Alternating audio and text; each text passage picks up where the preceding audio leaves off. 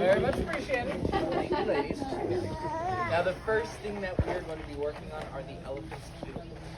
They grow down over the nail, but we want to keep them up off of the nails. So we'll take our rasp, and in an upward motion, we're going to go over the entire cuticle. And as we do this, we want to maintain that nice rounded shape. So we're keeping that cuticle up off of their nails, and then rounding all the way around. Next, we'll take the edge of that rasp and get in between the elephant's toenails. Like I said earlier, just open up that space and allow for more movement. Then we'll lay the rasp flat. We'll go over the entire thing.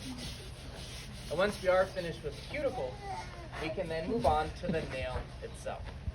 Now for a horse, you would use those nippers that I showed you to trim away at that hoof. The elephant's toenails are just a little bit too big for those nippers.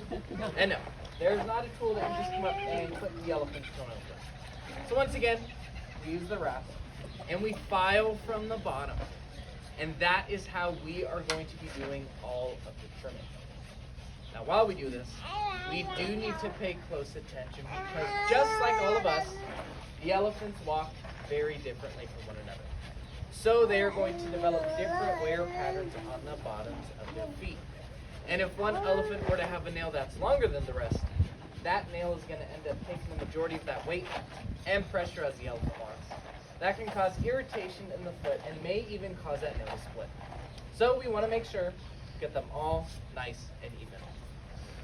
And the last thing, once we know the correct length of the nail, we can then move on to shape the nail. We want to make sure we get them all rounded and cool. So we'll start on the edges. That way we can round them out. Then we'll move on to the face of the nail, making sure we get that all nice and smooth.